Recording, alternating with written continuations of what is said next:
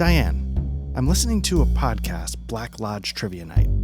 I've never heard so many game aspirations in my life. Hello, everyone. Welcome back to Black Lodge Trivia Night. Tonight we're just having a little discussion. I'm Matt. Art's here. Hey, how's it going, Matt? No Patrick. No. Shame. He knows what he did. I'm a little surprised we have you, to be honest, because Dragon's Dogma 2 just came out. Yeah, no, it's I'm actually playing it on this window right here. If you see me like looking like this, it's not you. It's not a stroke. Well, I mean, Art just there's a massive backlog of Dragon's Dogma 1 content out there for you to go check out, but Art has also, you experimented with streaming some stuff on YouTube. So if you're into the video game stuff, there's all kinds of stuff. We have a Twitch channel and Art's amazing replays over on the YouTube. They are, I will say, I don't know if they're amazing, but yeah, if you like computer role-playing games, this is not a terrible place to be. Yeah, I mean, yeah. I wish I was current. It's like, oh, when I had surgery over the summer and you were doing your Elden Ring playthrough, I was like right along with you. I was like, this is amazing. I'm like, lounge back. I don't have to get up for anything. I was like, oh yeah, I can. And now it's like, nice. Time to, anyways. Well, when I get my Brazilian butt lift, I'm going to be looking forward to what videos you put out there, but I just don't see them. So TikTok. Good. Well, before we dive into our little topics tonight, should we take care of some business? Definitely. All right. I don't have anything. I, of course, do. Here you go. Talking about Josie Packard. Okay, nice. Played by Joan Chen.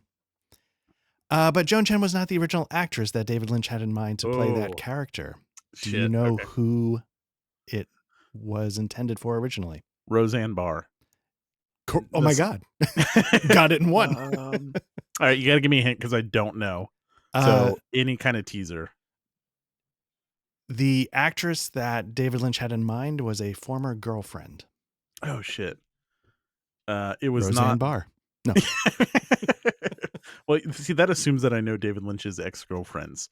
It's not the Italian actress, right, that makes appearances and is referenced. You mean Isabella Rossellini? Yeah. Yeah. Oh, it is? Yep. Nice. Okay. There you go. Yeah. I mean, that was kind of the thing because I knew I did not maybe in the back of my mind I knew that was an ex-girlfriend or something. I just knew there was like an obsession there. Nice. Yeah, I don't know if they met for Blue Velvet and then became romantically involved. I don't know what the timeline is for their romance, when they started working on the idea for Twin Peaks. But yeah, at some point, Isabella Rossellini was his choice, and yeah, they were an item. Whenever we do the Twin Peaks deal, I can't wait for and we can spoil it a little bit. Just your thoughts as a whole is the Josie Packard storyline, because most people hate it, right? And I've come to have this weird appreciation for it. I don't like it, and it has one of the most bizarre hey, let's put her in a doorknob. It's but I don't know. Just overall, what are your thoughts on Josie and the Josie story arc? I find the whole thing kind of interesting. The doorknob, I do have to admit, the first time I encountered it, I was like, wait, what? But for those who don't know, 30-year spoiler, Josie ends up in a doorknob. I mean, yeah, that wasn't a euphemism or a funny haha bit. And they do some weird early 3D animation where her face kind of like the computer game Seventh Guest. So it's really bad from a technical point, but her storyline is kind of interesting in that because what's going on with Andrew Packard? I don't want to spoil a whole bunch of different things, but you don't know what's going on with her husband. She's falling in love with the sheriff. They're having a clandestine relationship. Everybody's having a clandestine relationship to the point where nobody's, nobody's unscathed when it comes to adultery. So for Laura, she was pure. I'm kidding. Pure cocaine, baby. No. So I never minded Josie Packard. I don't know. What about you? Yeah, like, it's more like the first time you watch it and you're just like, "What the hell?" And then it's like, "Oh, more Josie stuff," or like when it's kinda like on the first watch when James goes off to Hmm. be with the lady and have a clandestine relationship with, Right. the rich lady that really doesn't matter at all for the purposes of the show. A lot of the Josie stuff doesn't matter, but again, it's this, "Okay, we did season 1. Oh my gosh, this is a success. We need to stretch this out. I know. Oh my gosh, now we gotta wrap it up." Right. Right. Oh, Yeah, exactly. But now when I watch it, it's like, "Oh shit, yeah, here's the Josie stuff coming up," you know? So right. it's like now it's just like a cold appreciation for it the same way I love James. Yeah. Um, What I but they're both awful. right, right. I was about to say, okay, okay. James or Josie, who's the worst? Hmm. I'll go Josie because I have more of appreciation for how bad James is. So like James is the worst, but he's such the worst that it like makes him a cult classic. And Josie's not quite there. Like Right. James just has the look, right? Yeah, I could see that. Yeah, yeah. It is weird that like I don't know. Did Josie just went out of her contract, or did they just have nothing? Because it does seem like they're just like, oh shit, let's put her in a doorknob. Wait, what? Right. Is that a typo? No, David, that's what David meant. Nice. Love it. Again, at some point we'll do the Elden Ring, the Soulsborne bosses, extra bonus episode. We'll do the Twin Peaks stuff at some point. But first Someday. we gotta play all these RPGs. Yeah. Right. As soon as we're done with that, we've got a whole content library ready to go. Yeah. Speaking of playing RPGs, Hmm. if this is I'll be honest, I only listen to a select few actual plays. Okay. I'm not like an actual play connoisseur. I don't listen to every single actual play that's out there or anything like that. So what I thought maybe we do is just, check in with the Bookhouse Boys Hmm. or do a little, last time on Black Lodge Trivia Night. We've added a few things and I thought maybe this would be because our mistake or one foolish thing we do is like we'll play for 2 hours and at the back end of the 2 hours we'll give our thoughts on the game. So I thought maybe we could like check in and be like, hey, we're checking some new things. What do we think about them? Are there anything in the recent backlog that you want to start with first, or do you? Uh, trying to think. I mean, did we? So I'm losing track of what we talked about in previous like Dan Fine Coffees or. So recently it's been Otari. The One Ring just went up. Mhm. Vaesen. Has there been anything else recently that I feel like? Because I feel like we No, talked that was about all post Cyberpunk, right? Dragonbane, right? Because we Right. spent a lot of time talking about Dragonbane. We did. Big Yeah. fans of that. Let's start with Vaesen because maybe that's the earliest, and then we can do One Ring Okay. because you've spent the time with it, but listeners have only seen the one episode. Hmm. But Vaesen, so Art, you're running me through Vaesen, Yep. and I'll have to say mechanically we haven't done much, right? But what I'm particularly enjoying about Vaesen and what's going on in that game is, and the reason why I like suggested as a topic, this whole idea of the society. Is it called the society? I don't even remember anymore. I believe it is. Yes. Yeah. Yeah. So the society is like your Swedish band of folk monster hunters, Yeah. which is kind of cool. It's You had posted a link that talked about picking up Vaesen and moving it into like 1920s United States for Call of Cthulhu. Hmm. Hmm. And I think I would really like that if you have, and I think the kicker here is this magic investigating society. That kind of hook is like the thing, and I realize this is like really subjective, but that's money for me. Yeah.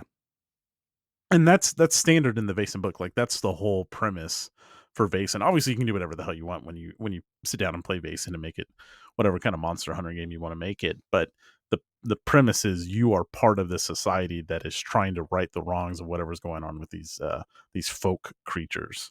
Right. So it's been really really awesome. I've been trying to think on the Free League D6 system Hmm. Hmm. lately. Um, I don't know how much I like it Right. as much as I maybe did like a year ago. Okay. And I know we kind of talked a little bit, maybe at the Vaesen of like, because you're not a huge fan of the D6 system, or am I misremembering? No, I don't know if it was Vaesen, but Dragonbane, I think, sort of brought to light like, oh, Forbidden Lands does it A, but Mhm. Dragonbane does it B, and I think Dragonbane's B might be more toward my taste. Um, Yeah. yeah, I'll say this: your Alien campaign that you ran a long time ago Mhm. was the first Free League D6 system that I was in, Okay. It was and the I second go for me. Like, okay, I'd done Tales from the Loop, and then I went into Alien, so keep just right, framing here. yeah, and I'll say I came into it skeptical Okay. because I was like, how's this gonna? But there was one early uh session where we were sort of moving through like a derelict space station, and like there were some people on board that had been monsterfied or something, and so we were doing a little bit of combat. I had like a hand cannon kind of revolver, Mhm. and I was walking through with another player, and then a bunch of combat broke out, and all of a sudden I was like, oh yeah, no, this was a lot of fun. And it's sort of by putting it through all of the paces of a, like exploring combat, the stress mechanics, everything sort of happened in this one session. And I was like, oh yeah, this was really fun. And I think, I don't know what my hesitations were, but I'm on board. Yeah. um So combat there and in Basin works the same way. You roll a number of successes to attack, and that's if you hit, you get damage, and if you roll extra successes, you do bonus damage. And if something has armor, the armor soaks the some of that damage. It's very straightforward, but it's also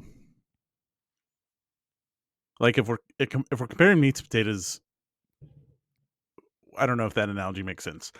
If we're comparing monster hunting games, mhm, Call of Cthulhu, Vaesen, Call of Cthulhu combat for me has never felt right. mhm.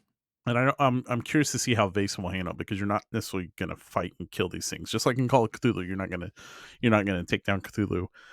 But presumably there will be some combat come up that will. But my point is, I think that combat is more satisfying than Call of Cthulhu combat, and that's what I've been trying to like suss out. Like, how much of the D6 system do I like? Is it meaty enough? And I think the answer is yes. I was getting rid of Destroyer of Worlds, which is the Alien box set, but I'm keeping Alien and all that stuff because I'll go back to it, and it's a great reference point as well. But I don't know, just something as we play Vaesen and I get excited for it. I've also been thinking like, how much Free League D6 stuff do I need in my life? Right. Because recently I feel like well, I mean, we've had a lot of free league, but I don't know if it was all D6. I mean, I had Dragonbane and the One Ring, but Vaesen, I'm on the side, I'm doing a Forbidden Lands campaign. Hmm. You and I, I was in your Alien game that was, prior to Black Lodge Trivia Night.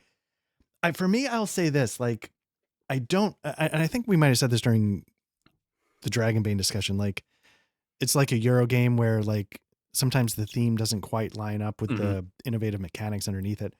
But I will say that as far as I don't usually consider myself like a super rules light kind of guy, but I think the Mutineer Zero D6 engine is sort of one getting around my sweet spot Hmm. for rules light. Like Forbidden Lands can be surprisingly, I don't know if crunchy is the right word. It never feels crunchy, but it can have a lot sort of hanging on its bones, like the descending dice resources systems and a lot of the perks with their stage 1, stage 2, stage 3, changing the bonuses and mechanics of what it does. And there's a lot of things sort of glommed onto that D6 framework, but it feels like an elegant one of those, even though it could feel like a clumsy, you know, bolted together, system.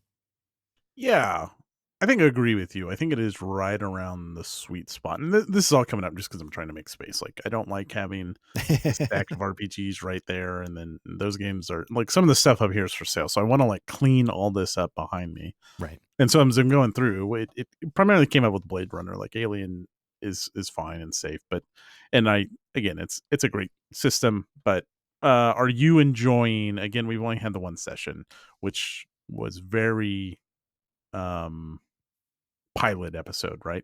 Yeah. I guess we didn't even have combat really. No. So, are you enjoying the prep for Vaesen? Are you looking forward to Vaesen? Are you enjoying being behind? Are you enjoying being in the Vaesen sausage factory? I guess. Yeah, I love diving right into that meat pie of Vaesen and just getting it all up in my hair and my ears. Vaesen. So obviously, if you go back through our ever expanding library at Black Light Trivia Night, we broke up with Call of Cthulhu in one episode. Mm-hmm.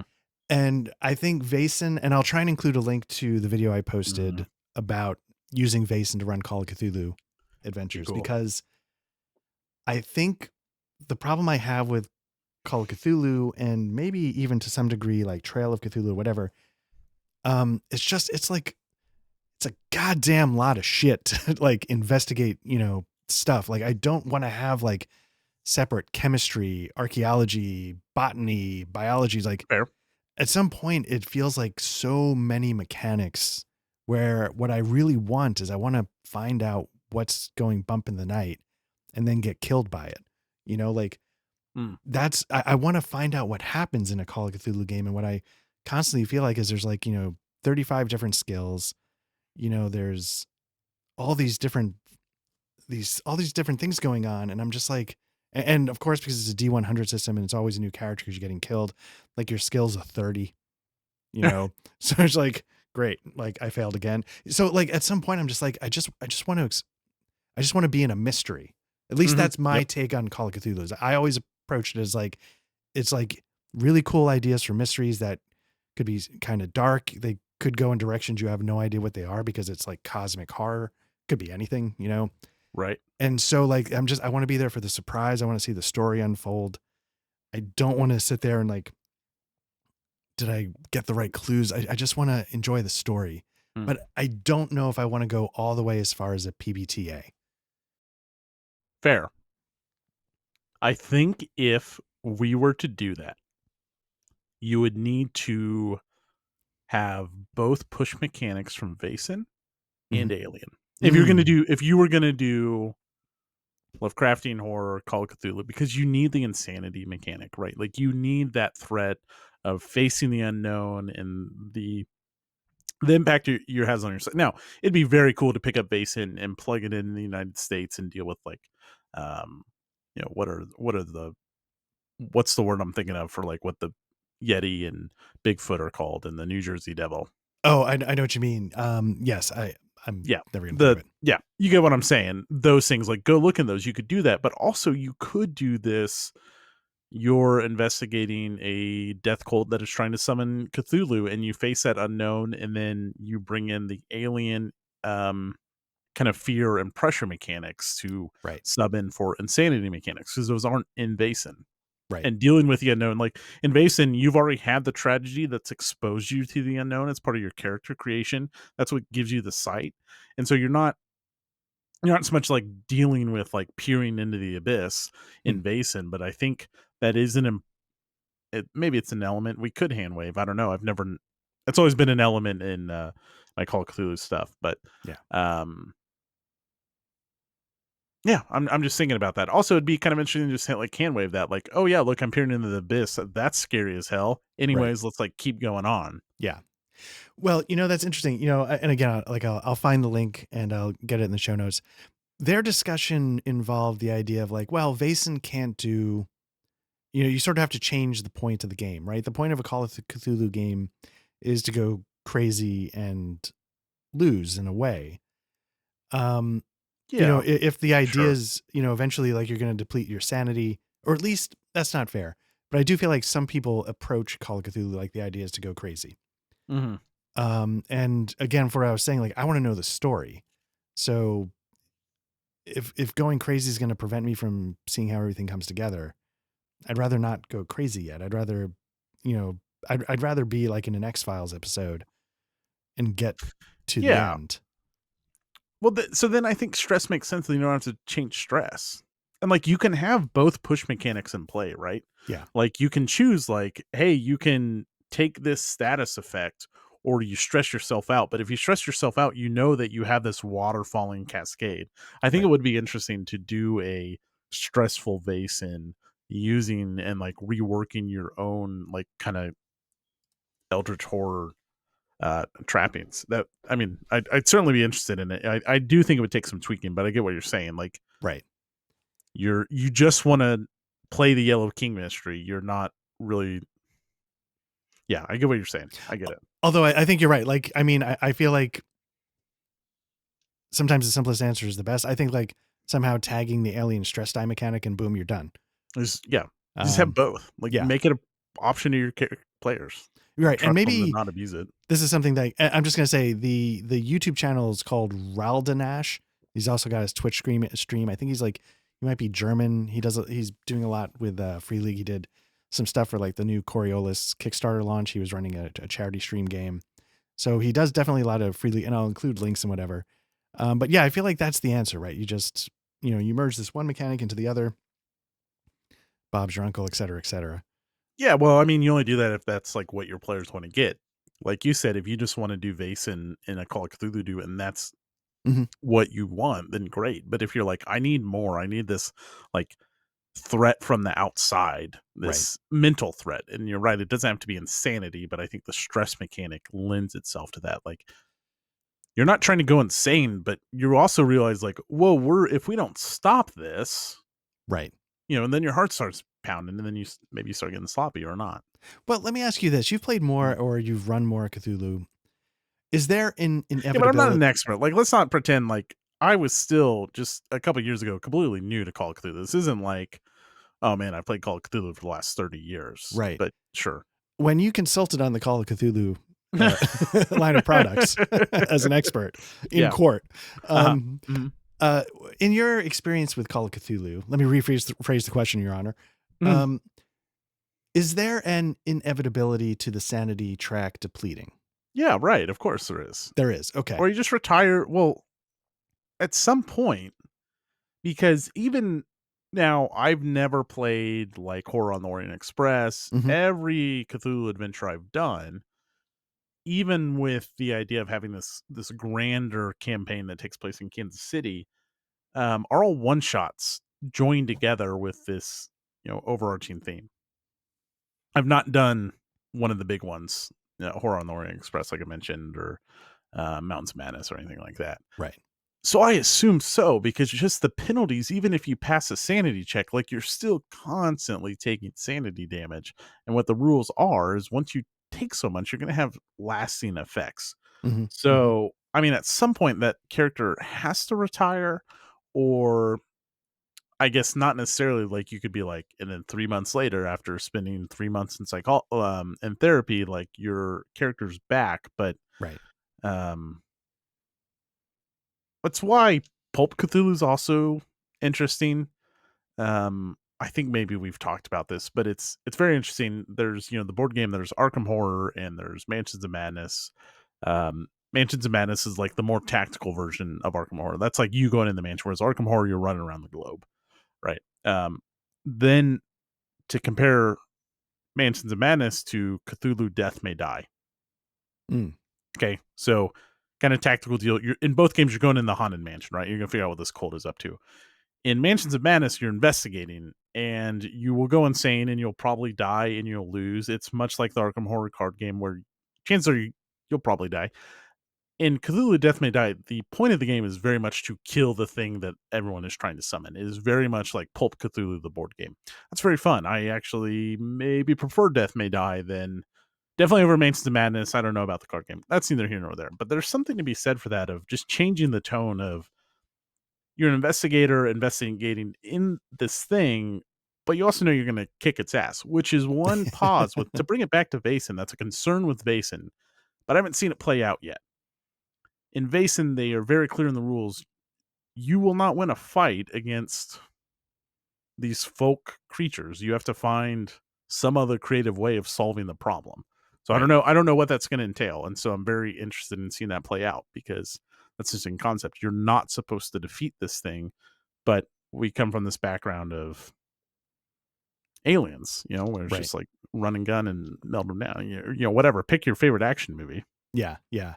That's interesting, because the reason why I asked about the inevitability of the sanity trackers, because whoops, as I bang my desk, there's, if it's inevitable, it's not really like, I don't know how to put this. Like, you know, like there's the classic thing, like Alfred Hitchcock said, if you want to make like a scene tense, like put a ticking clock somewhere in it, like put something on a ticking clock that's sort of counting down. But a ticking clock about to go off is not inevitable the way, like, I was wondering if the sanity tracker is, but the sanity Mm, dice in Alien, I feel might be more of that, where it's a thing that's growing and growing and it's more pressure and it's more pressure, but it's not something that is definitely going to keep going. You can't stop it. It's going to snowball and take over. And I guess to be fair, then maybe in that sense it's not inevitable, right? You can escape a one shot with 4 points of sanity damage or something like that, and that's not going to have lasting consequences. true. And that's fine. I mean, like you're just playing a one shot. For a while, I listened to an actual play that did Call of Cthulhu for a few episodes, and I just the backlog got too full, and I never picked it up again. They did a fantastic job. Like they were killer voices, and at one point, I jumped ahead to like hear another story, and they had kind of talked about the repercussions of whatever happened in the previous adventure and the fallout from that, and so they were dealing with that. But just from the campaign I was running, it's like, oh man, our buddy Rich's character just kept getting hammered on sanity loss. And it's just like it's cool, like set up cool things for that character to have like quirks. Like it's cool the first time and the second time, but you're right. If it's the same character, Right. sometimes the stat block is like you take sanity no matter what, whether you fail or succeed or grasp it or don't grasp it. There's still a consequence. Yeah. Yeah. Well, yeah. So I will say, there, when, you know, seeing the Raldanash, you know, talk about using Vaesen for Call of Cthulhu, Hmm. I had wondered the same thing because I have a whole buttload of Call of Cthulhu stuff Hmm. that I want to experience, but I don't know if I want to experience it with the Call of Cthulhu system. And so I had been wondering, like, yeah, you know, Savage Worlds is too much, but I don't want to do Gumshoe. And then that's partly why I wanted to give Vaesen a try. I'm like, I wonder what this is Hmm. like. And then I started reading. I'm like, oh, I really enjoy this. So it's funny you mention that, and not to take too big a side detour here, but I just shared on the Discord today and pointed in your direction the Borellus connection, which is a Fall Delta Green campaign which uses the gumshoe system. So Delta Green's behind me. I like Delta Green. I think it's going to have the exact same problems that I have with Call of Cthulhu. I've read through it. Character creation is very much Call of Cthulhu character creation, just with you're a special agent, you work for the FBI or whatever. Anyways, so that's the gumshoe version of Delta Green is Fall Delta Green, and it sounds amazing. It's a campaign. I'm just going to read from the Instagram. This campaign takes you on a wild ride through the 60s, mixing espionage with supernatural terror from open fields to secret labs, uncover a cult's dark agenda. Are you ready for the ultimate covert operation? That's amazing. I want to experience that in some form, either run as a GM or play it. Don't care.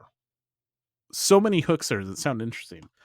But then it's like, well, then I got to do Fall Delta Green. God damn it. Yeah, right. Or then it's like, well, I could do Delta Green. But again, I think it's this like kind of the same thing Hmm. where I want to have a fighting chance against what we're going up against. Now, one of my biggest issues with Call of Cthulhu was why are your investigators in this situation? Super easy to fix with Delta Green or Fall Delta Green, whichever one you're playing. And there may be more differences between Delta Green and Fall Delta Green than I'm aware of, but my understanding is just one's gumshoe, one's not. So I would love to play that, but this does bring up a question that I posed to you a couple days ago. Um, if you're playing a game like this, if you're doing some kind of monster hunting, if you're looking into some kind of the unknown, I guess it's more than monster hunting, right? It's kind of does it injustice to be like, we're not Buffy the Vampire Slayer. This is elder horror things. What kind of investigator do you want to be? Do you want to stand a chance against the big bad?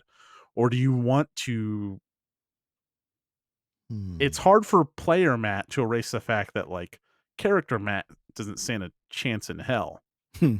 How do you feel about that? Do you have like a preferred flavor of I don't know, paranormal See, paranormal investigation again, that's like supernatural, like that would be Paranormal Investigation, and they obviously, they lived for like 17 seasons. Right. Anyways, I've been talking. So like, what do you prefer? Because I don't know what I prefer, and I think it's beyond a Call of Cthulhu investigator. I agree. Moving on. No. um, so for me, my preferred type of investigation, if we're going to borrow from like a television something, Uh-huh. back in the 90s, there was the X-Files. Sure. But at the same time, there was also another little show by the same creator called Millennium.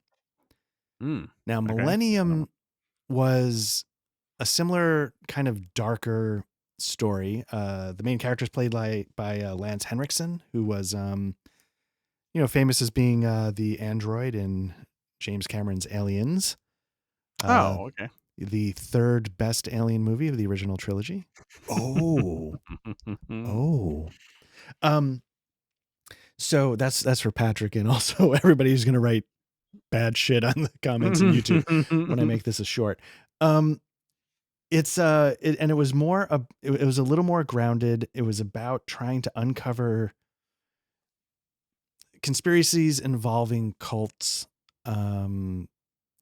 Obviously, in some cases, specifically Millennium Doomsday cults. It wasn't about aliens. It was much more grounded, but it was always about like this.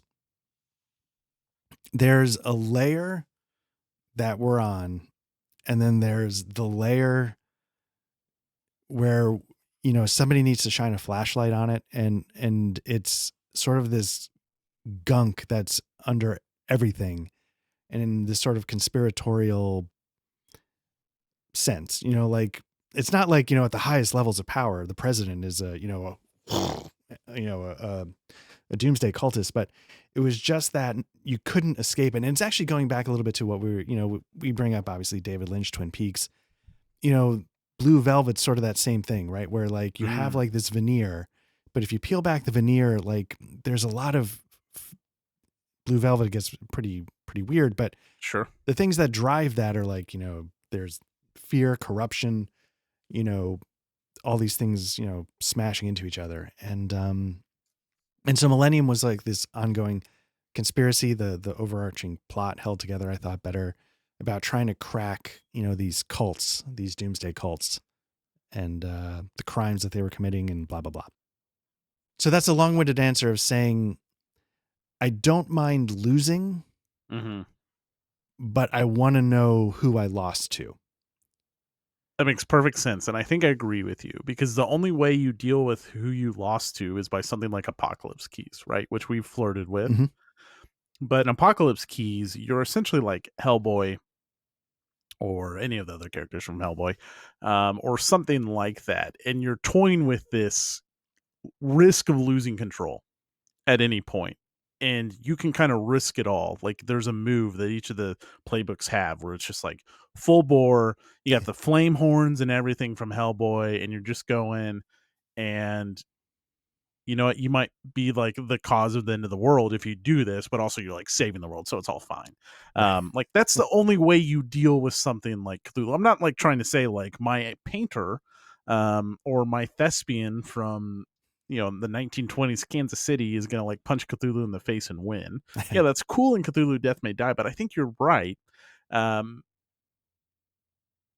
think I'm somewhere in there as well. Like on one hand, I think it may be cool to be Buffy. I understand she's a badass, but when I look at something like Hunter the Reckoning, which is very street level, but there you're fighting werewolves and vampires and things like that. I like that. That's very appealing to me. But also, if we're talking like Lovecraft stuff, I think maybe I'm with you, which is you're equipped with the resources to uncover the mystery. That doesn't mean you're superpowered or supernatural or anything like that, but you're more than just a fisherman from New England. Right. You have a reason to have agency in the story. Yeah. And then, and it starts, which is sort of in Vaesen, like you were saying, our first session was it wasn't a lot of combat. It was a lot of setup in a way, because it's what I was just describing. I really like the idea of the conspiracies. But I think in order for the conspiracy to, I guess, exist, you have to have the normal that the conspiracy is undermining. And so I like the idea of setting up like, what is going on here? What's the world and how are you starting to slip underneath it? Mm-hmm. Yeah.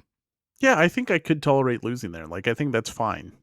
Like, I'd be fine knowing that if you don't stop this, or if you push this investigation in directions that it shouldn't be pushed, you're going to unlock something that you can't deal with. Right. So then maybe Delta Green and Fall Delta Green survive once they make it in the rotation. I don't know. This is all a lot of assuming because those are games I have not played, Right. and I really want to play, especially that one adventure. Okay, that was all a lot about. I think we're really digging Vaesen. There's not a Yeah. lot we can say just because we only did the build up episode, which again, I love the hook. I love this, which I guess that solves it in Call of Cthulhu, right? Like if you're gonna do Millennium, it sounds like it's an organization investigating these cults, right? And that's Yeah. what Delta Green is and Fall Delta Green. I guess one difference between Delta Green and Fall Delta Green is Delta Green is current and Fall Delta Green takes place in the 60s. Yeah. So, anyways, good. Anything else you want to add about Vaesen or spooky things or monster hunting? No, just that I'm looking forward to continuing with Vaesen, which will probably in a couple of weeks, and B, we're coming up now on it's going to be a year of doing Black Lodge Trivia Night pretty soon, Mm-hmm. which Mm-hmm. means it's still a ways out, about 6 months out. But I'm looking forward to our second go of spooky season. If we find new stuff, if we pull some old classics from last October to go, to spend more time with them because we had such a good time with, I would say almost all of them that I can Mm-hmm. think of. I don't have anything to Yes. add to spooky stuff right now, but I am looking forward to next fall when Man, we it's get candles out and like, so liminal horror is one of those rules like games that is like top prior for me to run when we get to it. But they're supposedly working on a second edition. But I saw something else today that I was like, oh, I can't wait to run this. I was like, I should save it for spooky season. And I have no idea what it is. I've completely forgotten. I was cleaning up shelves and shit. I'll have to right. go through. I'm looking at the stacks right here, and I don't know, like, which one is it? Yeah. Stack of zines. But yes, I am very much looking forward to that. Yeah. It's awesome stuff. Cool. Yeah. All right.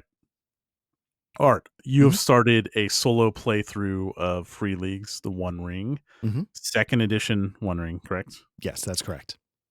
Which comes with the Strider mode, which is solo play, and there's an episode out there for everyone to listen. Mm-hmm. And what I want to know from you is, and I know it's early, and this will probably be a little spoilerific for your second playthrough episode, but like, what are you thinking so far? I really like it. Okay. Going into the One Ring, I've always, and when I say these things, I don't mean it like as like a, oh damn. I was a little skeptical of the One Ring because I wanted it to be something that it wasn't, which I think I go into in the first episode. Mm-hmm. I wanted it to be Middle Earth role playing from Iron Crown Enterprises, the sequel.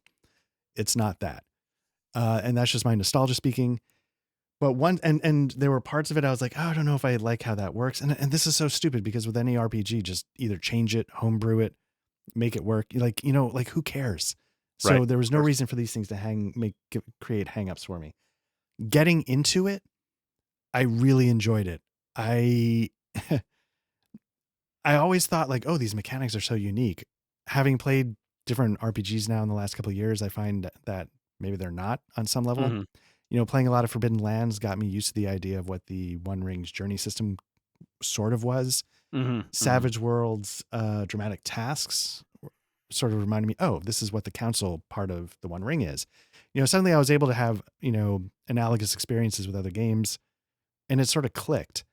And so once that happened, I was like, oh. And so then I don't know if it's in the first, I've recorded 2 sessions. The second session is not up yet. In the second Mm-hmm. session, I start like a journey, which is Right. the meat of an adventure session. And I had a blast. The first session, I spent too much time creating my character. And then like a lot of our sessions, I spend like a little foreplay, right? A little like set up the scenario, do a little bit more role playing than it's probably necessary. But I have fun with that. And yeah, the second session, I don't know when it'll go up, but it gets a little bit more into the meat of mechanics. And I thought it worked great. I had a great time. And that's the thing, like this is what's dumb, right? Like these are all games and they're all going to be fun on some level, Yeah. because I wouldn't play more than 10 minutes if it wasn't. So, and so like at some point, I'm going to see what it's like running it for a group maybe. Uh, I think we were talking about this, in the green room. I don't know if Patrick loves Middle Earth. Since he's not here to defend himself, I think the quote was "fuck Middle Earth and all of its Hmm. fucking fanboys." Hmm. I think that's a quote. I think he added on that if it doesn't have a cat species or cat kin or cat race to play, then he's out. Right. And then, Narnia trumps Middle Yeah. Earth. Yeah. God, Threw there's a that in lot there. of fire coming out of him on this one. I don't know why he was so worked up. If only he was here to defend himself. So yeah, I ended up having a great time. And if we're, the problem is that our our rotation is years deep at this point. Hmm. Hmm. But if it ever, if we were like, what, I'm really feeling like Lord of the Rings, I think if we gave it a shot, I think we'd have a good time. Yeah. So when I was listening through episode 1, a lot of some of the concerns you had that you talked through as you're playing live, I agree with, and we can go into those. But also just mechanically, it reminded me a lot. So then I went back to my old Roll20, the game I was involved in. I pulled up the bird. She was a warden as well, and she had a dog named Fesco, Hmm. and he was like a giant wolf dog, and he had the hound of Woodland Hall, and they were all kinds of cool things. But so like mechanics in combat, I remember enjoying a lot. I've only played first edition, and it's been 3 years now, I guess, since we played, maybe two. Time flies. But then when you started talking about the travel skills, I was like, oh yeah, that was like really cool. We had a full group, and there you assigned roles as you went on adventures. One person's the guide, or multiple people could be guide. You'd have watchmen, you'd have scouts, and those all honed in on specific skills. And what I like about the One Ring, when I'm able to look back on it with whether it's rose tinted glasses or not, I don't know. Those skills felt relevant even when you're talking about Call of Cthulhu or Delta Green and you have a whole menu of skills. Um, if the adventure doesn't lend itself to those skills, your archaeology skill might be just pointless. Now, if the GM's good, they'll be like, "Oh, maybe you can use some kind of creative way of using archaeology." Of course, Right. but if you build your character in a certain way, a lot of those skills can be just dumb. But even things like I remember you're chewing over whether to take song or something like that, and you read like what song can be used for.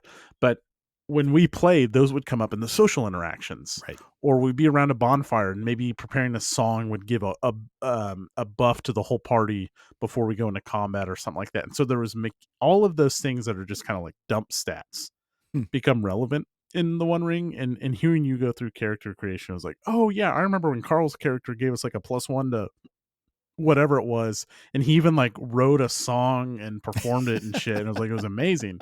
And Yeah. that brought back a lot of fond memories, and there's things I don't exactly remember mechanically, like the difference between favorite and all that stuff, but that doesn't really matter. Right. The thing that felt cool was you have these very unique and distinct characters with a million different skills. I don't know, there's 20, 30 different skills. um that is extremely flavorful.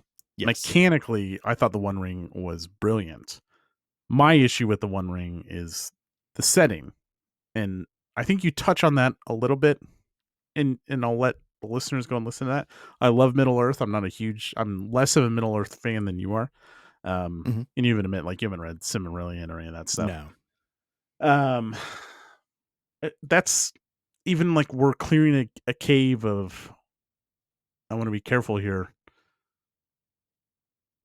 Orcs, are they like the ones that aren't as strong as goblins, or I don't remember. See. Well, actually, Mhm. I think goblins are the, I think goblins are the weaker ones, and then orcs are, I don't know Middle Earth, but orcs are former elves that have been corrupted by, um, Hmm. so I think I remember the movies more than the books, and I remember the goblins where the little small ones that are like, Okay. "Ah," So and it then was a cave of goblins, yeah, right? And even then, it's like, well, and it was then between period, between The Hobbit and between Fellowship is when this was taking place. And I don't know, like that never, as great as the game was, the story never interested me. right, It's like, oh, we're in Bree. Okay. Or like wherever we went. Now, right, there was elements where like my family lived at Woodland Hall. When we did the Woodland Hall stuff, that's when I started to like, and that's a little selfish, I get it. But like the overarching, like, oh, and here's Gimli, or here's Glorn, or whatever. It's like, okay. I right, don't know. That's my take. right. And and what I go into in the first session is like the name dropping stuff doesn't really do it for me. Mhm. And that was one of the biggest things that was like, oh, and then you have to pick a patron. And the patron is either Barack Obama, Taylor Swift, Right, Elvis. And right. I'm just like, why am I talking to these people? Why are they not having security called on me immediately when I get within 10 feet? But then I started to realize, like, during my playthrough, I'm like, you know what? I'm just going to pick the one I don't really know much about. So then I'm not feeling like I'm talking to a superstar. Mhm. But I also realized what I was saying a little while ago. I would just change it. Yeah. Like just make it be like the idea of a faction, like, are you talking to the Rangers of the North? You talking to, the hobbits, maybe you're not talking to Bilbo, but it doesn't mean like you're not like getting information, it's like, who are you mostly in touch with? Right. Um, and once I started thinking about it that way, I was like, you know what, for my solo play, I'm just going to do it as written because I want to try the game as written because I've always been curious, but Mhm. intimidated by it. And I want to give it its shake on its own terms. Sure. Uh, but I started to realize like, yeah, maybe someday you talk to Gandalf when you're like a level super duper, hero of the realm or Of course. something. But anyway, but yeah, so and then what I really appreciated about it was, and this is what some folks over at the Alcoholic Adventurers Cabal say when they ran the actual play I listened to, is that the mechanics really do invoke, I guess, the spirit of the books. Mhm. Mhm. Um, and I was like, I don't know what that means when I heard somebody say that, but now putting it into practice, I'm like, okay, I kind of get it. It very much is trying to, like, oh, that's something that happens in the books 3 times. So let's make sure we have mechanics, aka the council session. Um, and so the thing though I'm curious about then is, do you have to, and I'm saying this having no idea, do you have to structure your adventures in a very specific way because it's trying to tell the structure Mm. of something else? And Yeah, maybe so I guess, not. well, and again, I was on the front, I was playing. Um, so my whole comment of like, oh, and song is relevant. Okay, Hmm. but riddle may not be relevant unless you're or courtesy. I could see like maybe you trick something in the wild by riddle or something like that. Like maybe courtesy, like you spend points in that, but if the adventure structure doesn't involve a council session or a session in Bree or wherever you want to set it, then I guess I could feel bad for certain players. One thing I think it does really well is it lets players highlight themselves by making sure each of these certain skills needs to be fulfilled. Like if you want to not go in with a bunch of things going wrong, you need to make sure you have watchmen and guides and hunters and all those things. So everyone has a chance to shine because they excel at that thing. Unless you're like all for like pumping up stats and hunting and no one took travel or something like that. But like you just said, I think then you just have to be more careful. I don't know. Right. I'm making an assumption here. Well, right, because I was sort of looking at the intro adventure in the back of the One Ring because I was thinking, oh, maybe I'll run this as a group as practice. Hmm. And then if it works well and I feel like, okay, yeah, yeah. And then someday I'll see if you and Patrick are curious and maybe we can give it a shot. Um, but I remember reading the adventure. I'm like, oh, this is actually a pretty cool adventure. And then it's like, oh, but if, this happens, then do something like this and make it a council. I'm like, oh, okay. So that feels like they just tagged on a council Mm. bit to the story that I guess maybe makes sense, maybe it doesn't make sense, but it felt a little bit like the token council session where there might be like a token travel or a token, because it's meant to be sort of 3 certain things like combat, travel, council. Hmm. Um, and At the same time, though, I feel like, is that true of any RPG? I mean, like the guy who goes all in on, I don't know, talking and dance in like a Traveler game is, Pathfinder, sure, right? You or know, Pathfinder, right? yeah, Like, isn't that true of all games though? And I'm just being a little unfair. yeah. Probably. I mean, I'm the same way. Like, I just praised it and then realized like how could it just fall apart, or like poke fun at Call of Cthulhu, and like this, I guess, is potentially just as fragile. Or like if your players hate the travel phase, like I enjoyed all the mechanics except the town stuff. Right. And usually my character just went off and did their own thing. Like I wasn't going to go talk with Gimli or whatever, but other characters were buying it, which is great. So our GM did a great job of like, yeah, Bird goes and takes event in like a strongman competition or something like that. I don't know. I don't know. I don't Yeah. have an answer, but Right. It's hard to say. But I will say, in, I don't know if this is, if we need to be in summary at this point, but I am really glad I gave the One Ring a shot, and I'm really thankful to the creator of Ironsworn, Scott Tompkins. yeah, Um, Tompkins, but Scott's not it, is it? I don't know. It's definitely, I think Tompkins is right. Tompkins is right. Sean. Sean Sean Tompkins. I'm so Tompkins. sorry. Yes, Sean Tompkins. Apologies to Sean Tompkins. Thank you for your contributions to the RPG, because all of these games, like Dragonbane, The One Mhm. Ring, like they all borrow from Sean Tompkins' Ironsworn. I think he's collaborated on all of them, and like I don't know if I would have given The One Ring a chance if the Strider mode wasn't right there saying there's nothing stopping you from doing this. Mhm. You Mhm. know, same with Dragonbane. Like I've always been curious about it, and I was just like, you know what? There's no reason why I can't just try, because they have this sort of structure in place to let me go for it. So yeah, it's I really really really want to get into Ironsworn someday, and Ironsworn Delve and all those. But in the meantime, I've appreciated being able to sort of take some of those ideas and let them loose on games that I've always been curious about. Yeah, I agree. I mean, like if you didn't have the solo play, you just play Lord of the Rings online or something, I guess. I don't know. Right. And I will say, like, playing Lord of the Rings online, I was just like, it's sort of how the sausage gets made. I'm like, well, I finished Dragon's Dogma. Dragon's Dogma 2 is not going to be ready. I don't want to start something that's going to be super long, but I'm dying to play some Lord of the Rings online. Nice. And so, we did three mega sessions of that. And then at the end of that, I'm like, God damn it. I I'm going to need try the One more. Ring. Yeah. Like now I've got the horn. It was the Cialis I needed for Middle Earth. All right, so you said at the beginning, and you mentioned in this episode, I think I know the answer, but as you're doing character creation, you said, I wanted MERPs part 2. Mhm. Now you've done character creation. This is very still not MERPs. This is not Middle Earth roleplay. This is still its own thing. Is that right? Is that Yes, although I will say this, the idea of playing MERP's books with the Mhm. One Ring is interesting. But I don't know if the MERP's books would. I don't know how it would work, because again, like the One Ring involves journey, counsel, and sort of like combat. And the old MERP stuff is very classic, like, oh, like let's go, clear a map in a cave, and Mm. there's bandits and stuff. So I don't know. You'd have to sit there and say, like, the cave you need to clear is 2 days away. You'd have to turn it Right. into.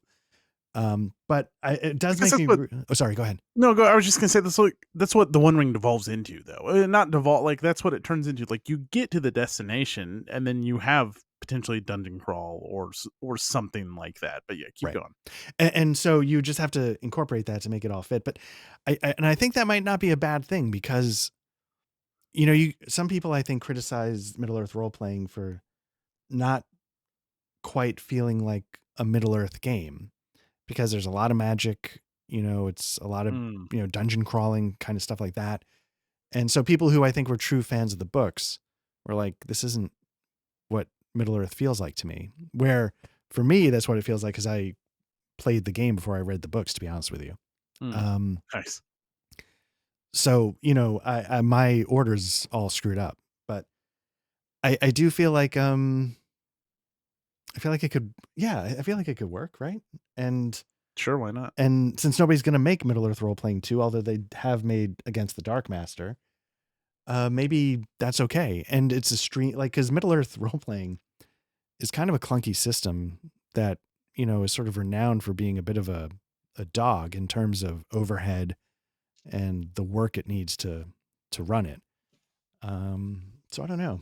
I think all I can say is I'm really glad that I've tried the One Ring, because then it got me thinking, oh, like I had done like I took Columbia Games' Harn, and I was like, let me, polish it up some of the work that's been done to convert it to Middle Earth to see if it could do the old Iron Crown Enterprise stuff. And all of a sudden I'm like, I should have just been looking at the One Ring the whole time just to see, they've already done most of the work. So yeah, it's good stuff, I think, in the end. If you stripped Lord of the Rings from the One Ring, Mhm. do you think it still stands as a mechanically sound? Like obviously you'd have to come up with some kind of replacement lore. And maybe you drop things maybe like Riddle or something like that obviously that's so important in The Hobbit. But do you think it stands on its own without the boost from Lord of the Rings? So for me, I would say no. I think personally, I think there's already something that Free League has that sort of fits that role, which is of course Forbidden Lands. Mhm. It's not quite so emphatic on the journeys, but you still have traveling and the details that go into that. You still, yeah, I think it's not so much emphasis on like the social aspects of the game. It's not so much emphasis on the idea of like taking like the fellowship phase where everybody hangs out for a bit. It's just because I feel like you can lose all those things because that's what makes, like Middle Earth, Middle Earth. Frodo gets to Rivendell and he hangs out for a little bit, right? Right. If I'm adventuring, I want to keep going. And I feel like for me, I might just be like, yeah, actually, Forbidden Lands really covers this for what I'm looking Mm. for, personally. Okay. Yeah, I don't know. I haven't given it much thought. I just dropped it on you. It's fresh in your mind. I do want to say just one like closing thought. Combat wise, I loved it. I love the like front line Yeah. and the back lines and just like where you position your characters. It's a tactical field that doesn't have to be like Pathfinder tactics, right? Like you're either on the front line and that's going to have consequences, or backline or whatever, but it's a choice for the character, and it also like that probably affects where things are going to attack.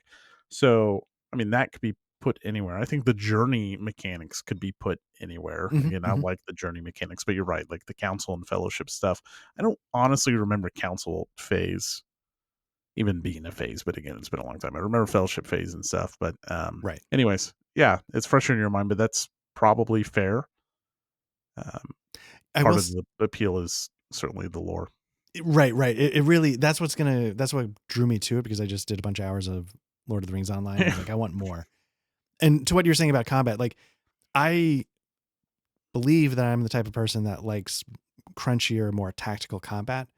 But what I liked about the One Ring is that it demonstrates that tactical and crunchy doesn't necessarily mean you're actually counting squares for range. Hmm. Like, there's detail that you can add to it that, like, of course, like when two people attack each other with swords, they're going to be on top of each other. So we don't need to detail how we get into that position. We just need to, once we're in that position, how are you approaching it? And then there's nuance to, are you going in hard? You going in a little cautious? You just Hmm. somewhere in the middle. And so I really like that. And then you can have like, as long as everybody's engaged, and you can keep one guy back in the backfield taking shots. Like there's a lot of like you were saying, there's a lot of tactics to it without dealing with like the paperwork, so to speak. Yeah, it's not fiddly. Right, right. But still crunchy, and I really Right. liked that.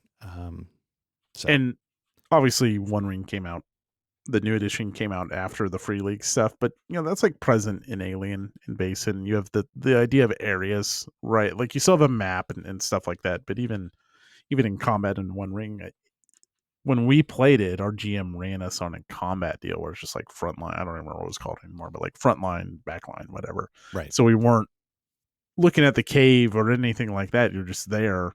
Yeah, Yeah, good. yeah. So if it's okay, like to digress a little bit, you mentioned, the crunchiness of Pathfinder, et cetera, et cetera. We should probably talk about Pathfinder a little bit. Yeah, so that's the third thing that's been Right. up recently. If you've missed it or you're like, I don't want to touch actual plays, I get it. We're back. Hmm. I'm completely horned up for it. If you didn't listen to the episode, we even teased the idea of running Kingmaker, Yes. of course. I'm not going to pull that trigger until it's like, all right, we're doing Kingmaker, because I know most of the work's already done for me with the amazing Foundry modules. Right. Plus, like, if it gets a Humble Bundle, which, by the way, if you're listening to this live, there's a Humble Bundle for the like Western deal that comes with the Pathfinder Foundry module, which is alone just a hell of a deal. Anyways, Right. yeah. Well, so I'm running that. So let me ask you, as the player, Mhm.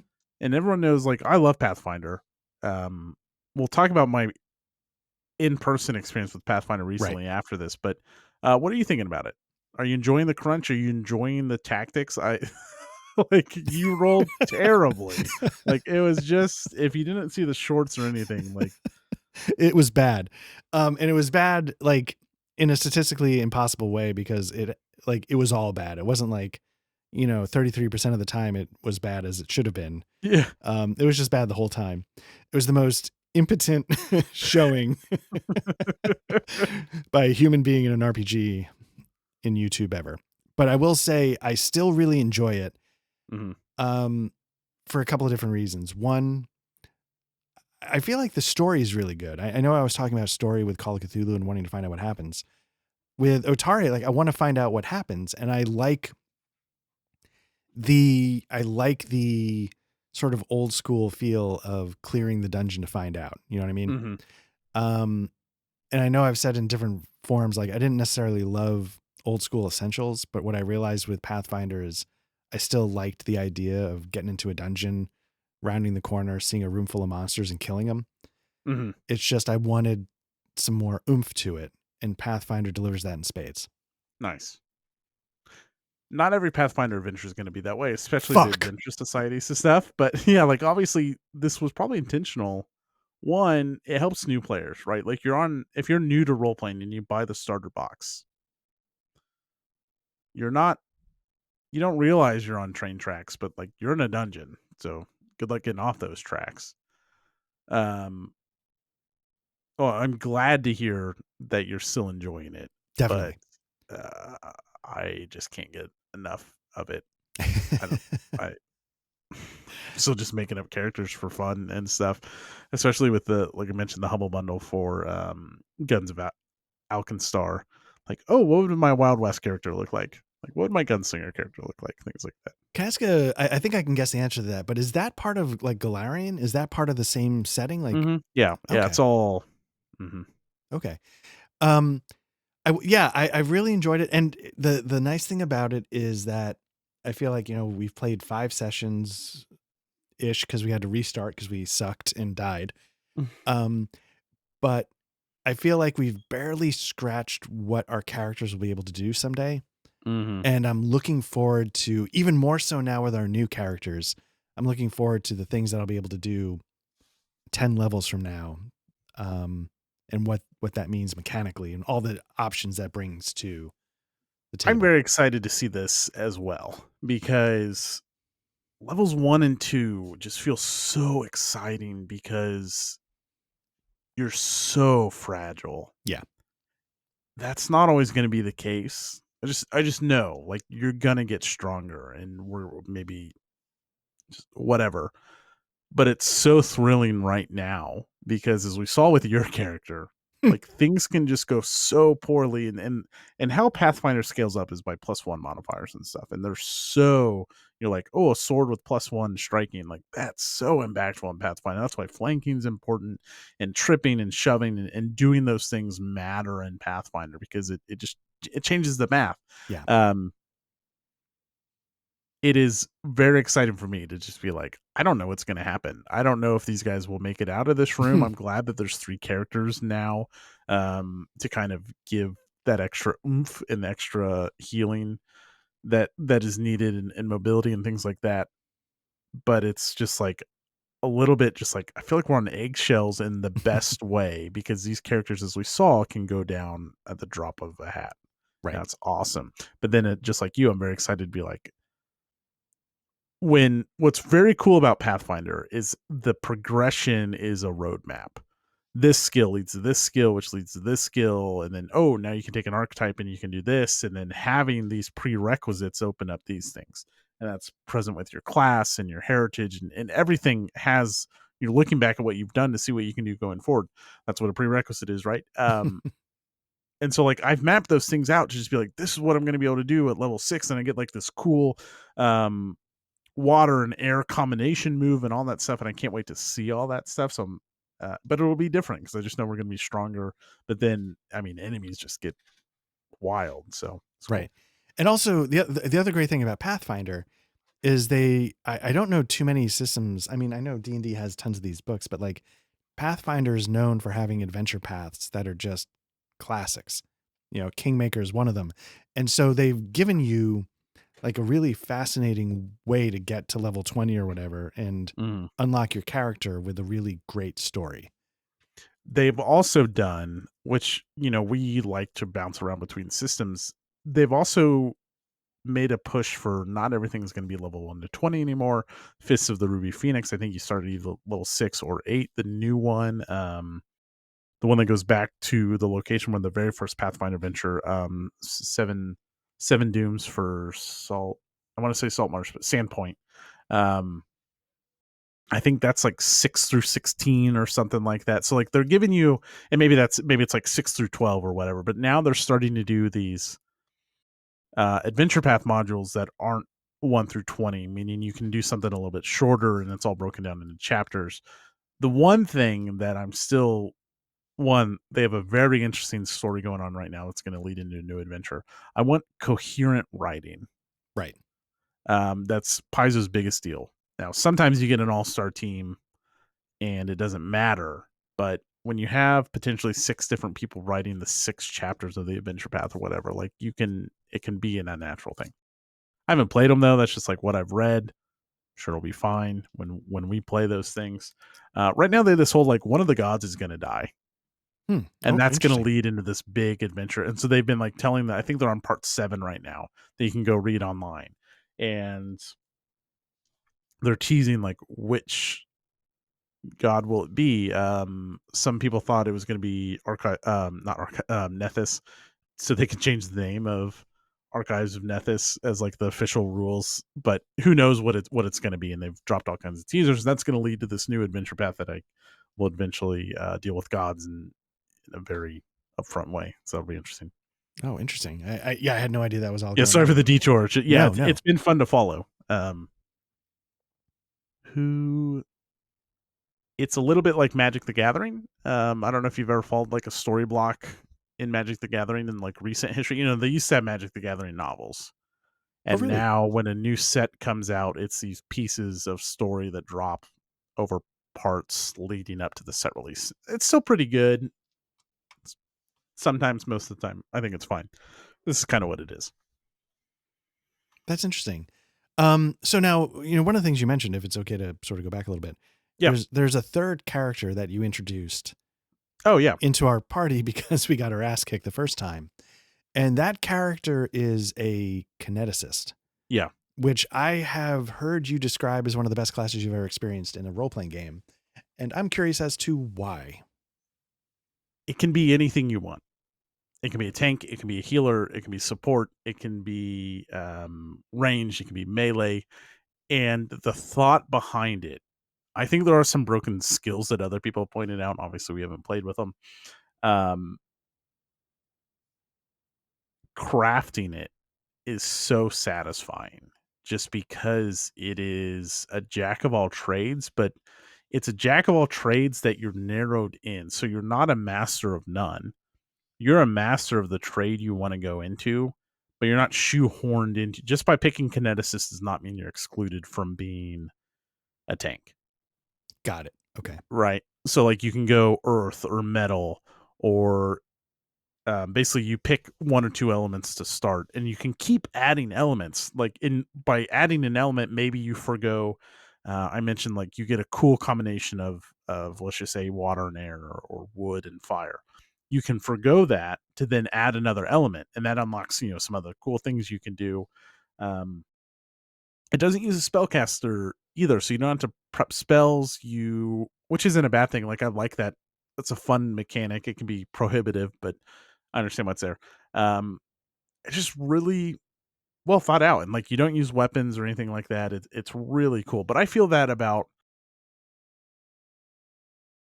Pathfinder is the best game in terms of class construction, and I find it hard to match anything that matches it. Interesting. We're making news here tonight, ladies and gentlemen. Yeah. Like maybe I haven't played it, but like maybe Warhammer Fantasy 4th edition, something like that, maybe. But like it blows Dungeons Dragons out of the water. The classes are just so interesting, and you have your standbys, right? But even making a fighter is so interesting in Pathfinder, I think. I agree. And, I think a lot of the tendencies in games today is character creation should be just like a quick, light appetizer that you're through.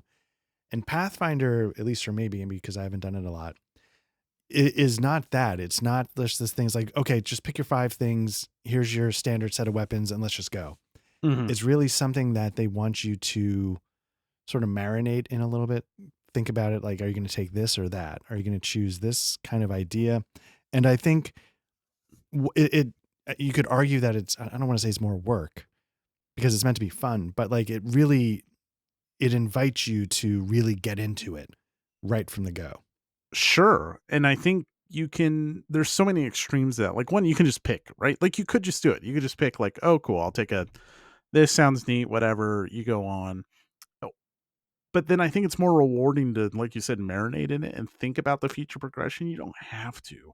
And also, you don't have to maximize. There's optimization for every single class that all the Pathfinder, as we're going to get into, there are people that play Pathfinder for just the mechanics. And so they are going to maximize and optimize the shit out of their character. And there's probably a best cantrip. I know there's a best cantrip that anyone who has access to it should take that cantrip over everything else because statistically it will give you the best results. But damn it, I want like an air boomerang or something like that because it makes the most sense for my character. Or like, and this has always been the case. Like even in D&D with my sorcerer, I wanted catapult so I could fling beer steins at people. Like catapult's not even that great a spell, but that's just like what I wanted to do. And so Pathfinder, like any good RPG, is that blend of, yeah, you can optimize, you can min max, whatever, or you can just play your character but still marinate and think of the character progression and what that means for your character progression. Or you can just be like, yeah, that sounds cool, and go with it. Well, let me ask you a question. Do you feel like there's in a computer role-playing game, I would say there might be a requirement to min-max. But in the tabletop version of Pathfinder, it feels like just play what you want to play and it'll be fine, right? Or is it like, oh no, actually in like the final chapter of Kingmaker, you might be screwed. So it depends on what you're playing, right? If you're going into like a Adventurous Society day, I think that's fine. Vaults of Absalom is like notorious for just slaughtering new parties because, especially with their new players, because not let's see, Pathfinder, what is it? Vaults of Narnia. Abomination Vaults, that's what it is. Okay. Oh yeah, I've heard of that one. Yeah. Like there are some very hard fights there. And so if your tactics are bad and you've got shitty class construction, you're going to have a bad time, you're going to die. But I think more of it is if your tactics are sound, that's going to make up for like lack of optimization. And nothing is like awful. Witches were in a really bad state, but they fixed them. But you could still play a witch and be just fine. And I'm sure that's the case of anything with D&D or anything like that. So you might struggle if you don't have the right party loadout. But even then, technically speaking, you don't need a healer as long as you have strong out of combat. Now you might be tough, but anyways. Yeah. Just to divert just for a quick second.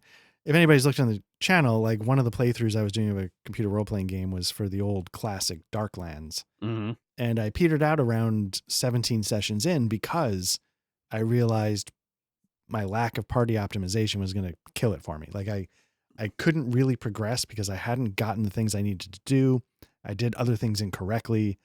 And I was like, oh, well, I guess either I sort of start over or I could spend hours and hours sort of course correcting.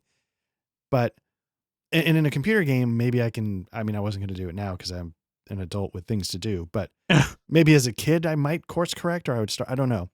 But for a tabletop game, because their time is so precious, you know, that must be a tough balance to strike. Like, and Yeah. maybe like going into certain ones, like you were just describing, there's going to be certain adventure paths that are known for being ass kickers.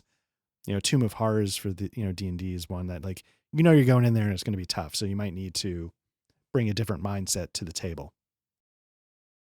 Yeah, well, I think so Pathfinder lets you kind of respec. It takes like you have to there are things you have to do mechanically in the game. Um but what I would do is, and I think I told you guys this at the end of the session, is like let me know if you want to change.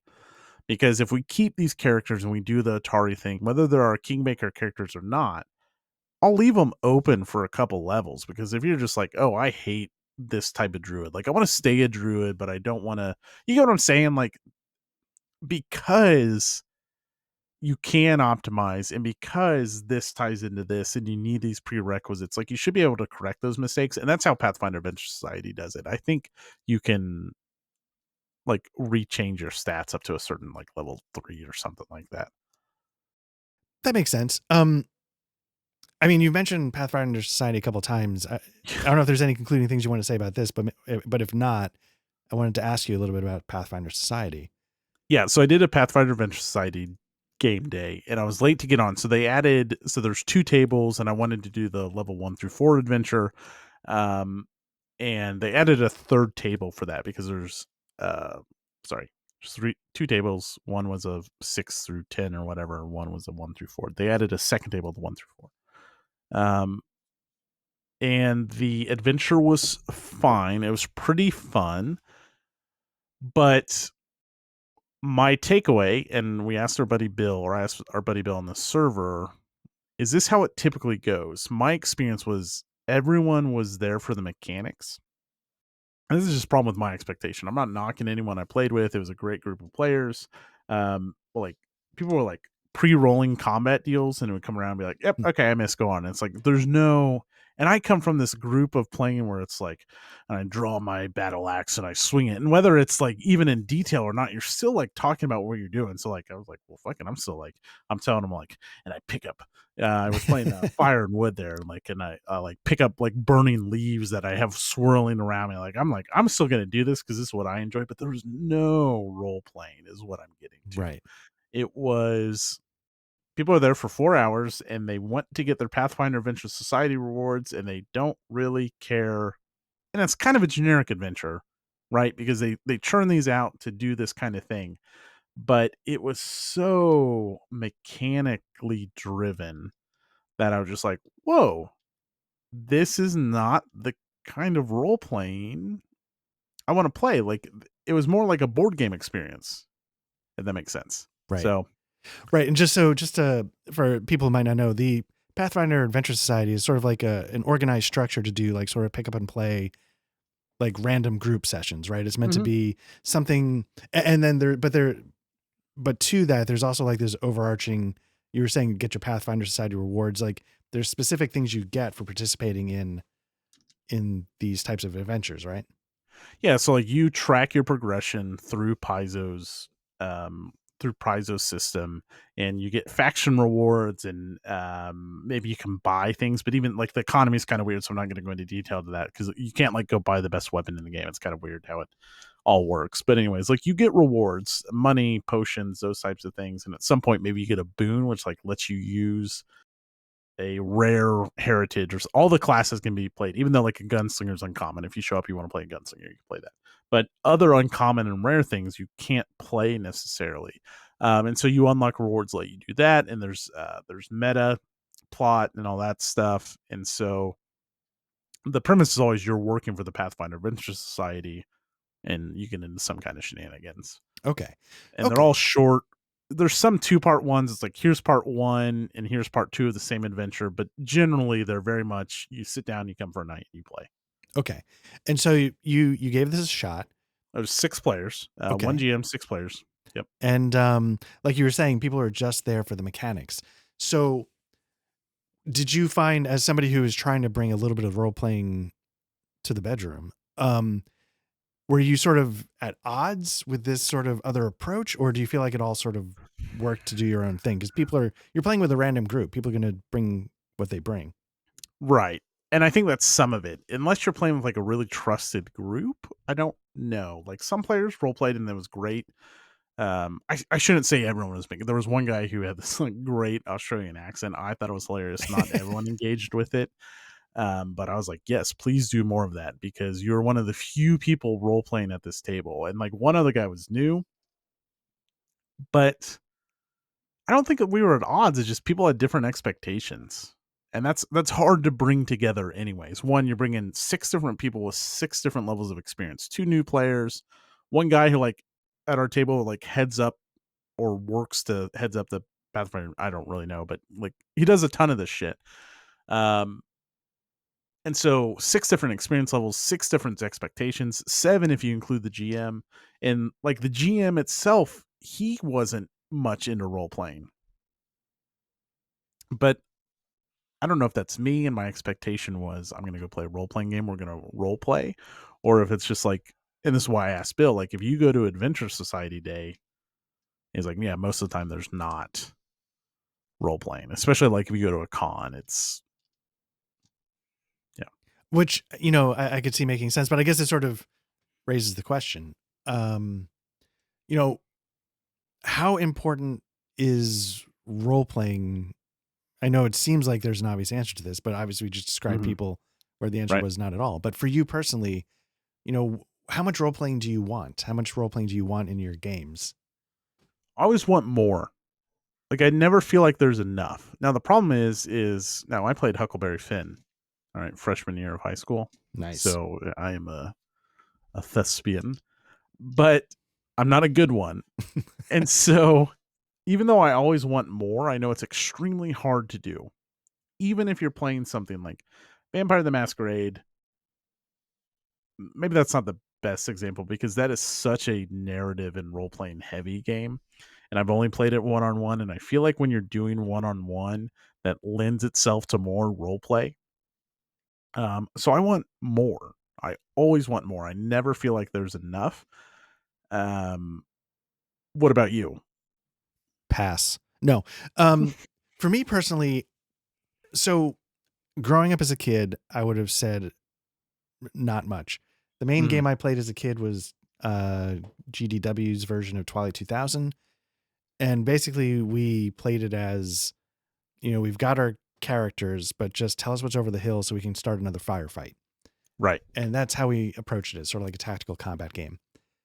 But at the end of the day, now that I've gotten older and when I got back into role playing games a couple of years ago, after a really long hiatus, what I realized is that the character sheets, those are our pieces in the game, so to speak, right? Mhm. And most games go to a lot of effort to include stuff that you wouldn't necessarily need in like a board game, you know? And so in order to take advantage of that, I think you start having to open up into interactions. And then what I started to realize is that like the funniest shit happened when we were doing the most role playing, you know? Yeah. And if the point, I'm not going to, I mean, clearly you've seen any of our streams, we're not going to be the people who go full costume and take this very seriously. But I still realize like the fun part, which for those people that I assume that's what makes it fun. They're like really acting, for lack of a better word. Sure. I'm not looking to act, but I appreciate that character interaction is where spontaneous stuff happens that can be hysterical, that can change the course of a story. Mhm. Um, and then the mechanics of it are just, as I've gotten older, more of a fun diversion. Like, yeah, Yeah. but a lot of people say like, like, oh my God, like I don't want to do a 4-hour combat session. Right. Because I think what they're really saying is I want to get back to the other stuff, the story, the characters, and all that unfolds, I think, through role playing. So I think as a as a big boy, I would prefer more. And I feel like what we were sort of saying, like, Vaesen, the first session was very role play heavy because, what's the point of the rest of it if we don't know who we are and where we are and stuff like that? Yeah, I think yeah. So first off, I agree 1000% with you. And like, even if you go look at that first episode of Vaesen, again, we're not experts. Now, would I try if I knew every player was committed and the GM was committed, like a very serious, it'd have to be the right setting. I don't know if I could take Vampire the Masquerade as serious. Like it's even weird with just like my wife and I, like just like we have to crack jokes and like make references to Vampire Diaries and shit like that. So it'd have to be the right setting. But like if someone was like, "Hey, we're gonna do this and we're gonna do it big," like I would try it. I don't think I'd be good at it, and that's what I like. That's probably what's holding me back is like worrying like, am I good enough to like do the whole serious like? But that being said, if you go watch our Vasen deal, like role playing to me means a lot of different things. It does not mean the perfect acting. I'm not Matt Mercer. I'm not, whatever hotshot whoever. Um, but it's still that character expression that matters so much to me. And when I build up these characters, I want them to come to life. And so I want and that I want them to come to life in combat. I want them to come to life when they're talking to people. And when I write a background story, I want that thing to matter. And for the most part, that only comes to fruition through role play. Sure, you can be like, oh, my father. Well, I'll just use your Dragonbane example, right? Like your backstory, you had a map, Right. right? Like you can make that matter in the game without any kind of role playing. You just have a map in your possession, right? Yeah. But all the other stuff only comes out through role play. If I'm playing a kineticist and I know that my attacks can take any form, to me, it's so badass when I describe like, and I lash out with an octopus arm and it strikes them like with a great blunt force. Whereas I could just say, all right, I roll, I attack, I hit. And that's what kind of happened at the Adventure Society today. And like, look, not everyone, I'm not saying like I demand perfect role playing at our table because we're not perfect. Right. It never will be. But even the social encounter, so the whole first part of that session was we're trying to like walk around this party and investigate. And even that was a blend of like I tried doing like little magic tricks with like fire and leaves in the air and things like that. But like some people were just like, um, I just like, what do I learn about this guy or something like that? Which again, everyone has different preferences and different ways they want to interact with the game. But for me, the best stuff is when people were actually role playing and adding flavor instead of just like mechanically, like, oh, I want to gather information about this guy. It's perfectly acceptable to do that. My preference, though, is show and tell, not just tell. Right. And I will say, my fear a lot, about role playing is that I wouldn't be good at it as well. I'm still like, we're not, right? I mean, Patrick's Right. Australian accent work is pretty on point, but otherwise, but what I started to realize is my fear for not wanting to role play was like, I don't know what to do. But Mm, what I started to realize is that if I just think of a few different things that makes this person approach three dimensions, the what would I do starts to kick off. And right. then when the first one kicks off, then the second one kicks off a little easier because I've already known like, oh, I've started down a road. And then there's something about, and this is what's great about role playing games, is that sort of like, oh, I didn't even think about that, which, you know, could happen mechanically in a combat. Like, oh, I just realized I could jump off this ledge and swing an axe. But it doesn't have to be only in that portion of the game. You start to realize like in your Alien campaign, like what happens if like Post-its and a broken coffee maker become a running thing? Right. And then all of a sudden, and we would have sessions where the entire 2-hour block was taken up by, you could argue it was like bullshit, but it was hysterical. We had a blast. And Well, it shaped those characters too. yes. I mean, it mattered immensely when we got to the finale. Those character traits developed in the bullshit and the role play Right. came out, and that happens to me all the time. Um, I'll use Kit Pickett from your kind of spacey. Yeah. I don't want to say cyberpunk, but your ongoing space exploration game that we've been playing that now uses Savage Worlds. I had a very different image of what Kit Pickett was going to be when we first started. He was going to be, I guess, not that different, but he was going to be the smooth talking negotiator, like captain of the crew and all that stuff. And now he's just this lovesick puppy dog that's just trying to win over this girl that has like baggage from his ex-girlfriend, right? And like those things come out like, and I knew the baggage from the ex-girlfriend, but I was like, I didn't set out like I'm gonna fall in love with someone, but now he has, and that's only come out through ridiculous role playing.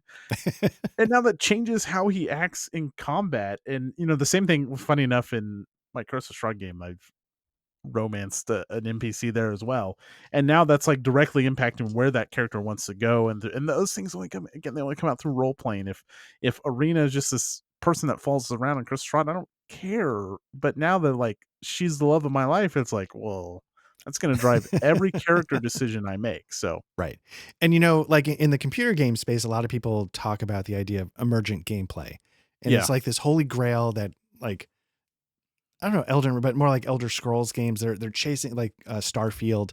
They're chasing this idea of emergent gameplay, and role playing games already give that to you if mhm, you give the role playing a chance, right, because you just you don't know how the other players around the table are going to react, and something's going to come from that is greater than the sum of its parts. And then if you have like decent guys or girls to role play with, they might make that payoff down the line in a way that was like, that's awesome, yep. which is what happened in the Alien campaign. And yeah, so I feel Just like about everything we've played. I mean, really, right, like the long going stuff, the payoffs of not even necessarily good role playing, right? Just like good. I mean, just role playing. Like no one's doing like perfect accents unless you're Hollywood, right? And his alien character, right, which is brilliant. He deserves a damn Oscar for it. But yeah, just it's all from the role playing. I don't know. right, It's yeah, emergent. Yeah, you nailed it. right. And I think this has probably been said before in other places. The things you're going to remember 20 years from now about a role playing session are not going to be the 2-hit number you accomplished Right. in round 3. It's going to be how that ending came together in Alien. It's going to be Hmm. the fact that now every time in a science fiction game we have a meeting, we do it at a Chili's. Right. It's the stuff that developed in this emergent way because of the role playing. Now, it doesn't have to be dumb like that. It can be, you see it Yeah, all of over course. YouTube, people in full costume doing like highly produced, like sort of radio plays with a camera attached. Yeah. Right. And that's a different kind of magic, right? But that's again, it's not, you're not watching them because you want to see what die they roll on their critical failure, right? You're watching it because of what might come out of it in this emergent way, and surprise you. And those are the things that you remember. Well, even you said different kinds of magic. Like there's that, then there's what we do, and then there's the development of space chilies. But even then, someone will be like, "Well, you guys just talked about how you like dungeon crawls." Here's what's wild about Pathfinder, my experience with Adventure Society. And again, I am not faulting any single player. Everyone has their own preferred method of role playing. Roger Role knows what he playing, did. right, right, exactly. Damn you. Um, Role playing can be the development of space chilies as the single most influential business in space exploration ever. It can also be just a simple thing as explaining your love it, your attack, or just adding flavor text to what you're doing in a dungeon crawl or how your character acts in a dungeon crawl. Yes, you're all progressing forward, you're moving on, but again, just like with my character in Curse of Strahd, now his actions are directly tied to what this love interest is doing instead of just like, all right, let's move forward and on through the castle. That was one of the problems with Scritcher Scratcher, right? It's like, all right, let's just move on through the house. All right, let's just move on through the house. Let's move on through the house.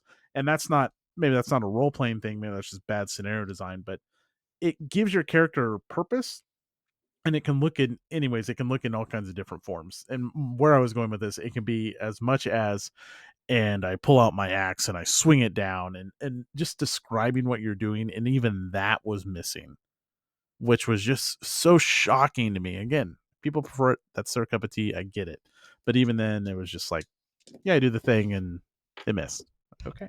Right. Well, that's the thing, right? A critical fumble is not funny until you describe how you trip and Right. bang your nuts into the banister, right? And yeah, so I completely agree with you. Like the idea, like I really am starting to appreciate, like in the past, if you asked me like, oh, that session had no dice rolls and was all role playing, I'd be like, ugh. But now I realize, because we probably come close to having some of those. I confess, when I run stuff, I just come up with reasons to roll dice just for the hell of it, but they don't need to be there. And Mm. some of those have been the best times. And Yep. it makes me wonder though, could I do that with a random group?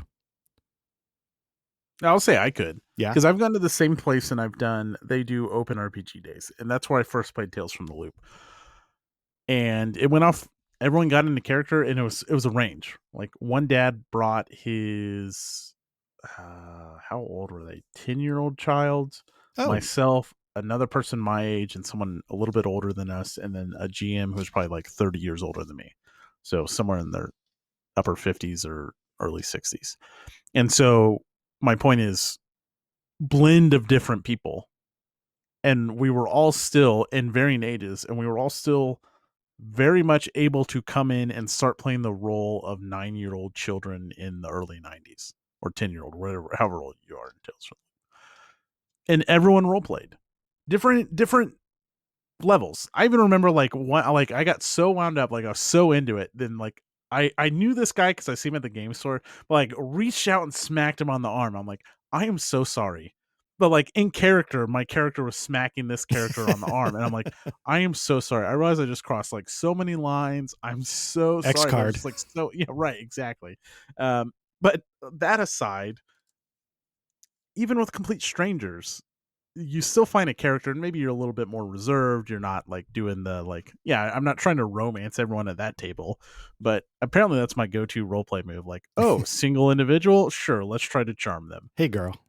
Yeah, or it doesn't matter, just any single Right. individual, That's like, true. come on over. So yeah, I mean, but that's different people, right? Everyone has different comfort levels and out in public, but I'm just saying, like, it works, and that's what I expected, and that's on me, right? Like, I went in like expecting the Tales from the Loop game day where we played for like 6 hours, and I showed up at a long running, well established. This is how our Pathfinder and Starfinder games go. We're all here. We're here to play the game, to have fun. Everyone had fun. It wasn't a bad time. Collect our shit and be done with it. Like, yeah, buddy, I've been playing this for 5 years. Okay, like, it's cool that you have a like double-headed battle axe or something, but I don't Yeah. know. I will say, I think I would be one of those more reserved people because I feel like like I was saying, like when I got sort of back into role playing as an adult, um, the Alien one was one of the earliest ones. And I feel like I personally didn't really do much or say much until I started to get a little more comfortable. And Mm. I saw people were like how they joked around and felt comfortable interjecting every once in a while. Yeah, I don't know. So I feel like I might need a little bit of a warm up, but I could see getting Oh there yeah, once sure. I got to know the people a little better. Yeah, I didn't smack that guy across the arm in like the first 30 minutes. Like we were 5 hours in or something like that at that point. Right. Um, and again, varying degrees here. It's just, well, the question is like, how much role playing do we actually want in our role playing games? And apparently, it is shocking to me out there that I was like, don't bring your. Some people prefer, which is totally fine. Don't bring your role playing into my gaming session. Right. And There's it's like, why not just play Kingmaker at home? Or like, right. Right. that's almost to the point it was. Obviously, we went social interaction, but Yeah, but I mean that's the thing though, right? Like there's you're if you're going to turn off what role playing games can do on a number of levels, there might be better ways to get what you want. If you're looking for a mechanic experience, like a skirmish mini game might actually do the trick better or. and again, that just goes double for me. or the same is true for me, not double for me. If I want a heavy role play deal, then you just find that and know that these nights are mechanically driven nights. But also, I know that's not what I want to get out of a role playing game. I don't really have the time to give up 4 hours on a Tuesday night, anyways. But at least now I know, and I tried it. Again, had a great time. I thought everyone I played with was very nice. Again, the guy doing the Australian accent just killed it. It was amazing. Um, and the GM picked it up with, like, he had 4 days, like, put it together. So, like, props to them as well. And that's also just the GM tip. Like, oh, what does it look like when you dispatch this guy? Or what does that attack look like? You can draw role playing out of your players as well. If you're looking to us for advice, well, God help you. good But luck. Yeah, right, exactly. But if you're like, I can't get my players to role play at all, and you're like, they are the like, and I attack and I miss. Again, nothing wrong with that, but you can also be like, oh, and what does your attack look like? And that's just something I've picked up early on, and I think it goes a long way. It's a way of, you pose a question that forces the player to do some kind of role playing. How does so and so feel about that? What do you see? right. And I feel like, maybe on some level, PBTA is the distillation of all of that, where you put all of it back onto the player to draw things out from them. But I don't feel like you need to go to that length. I feel like any system can be a role playing heavy system if everybody wants to get into a little bit of detail, if back and forth starts popping off.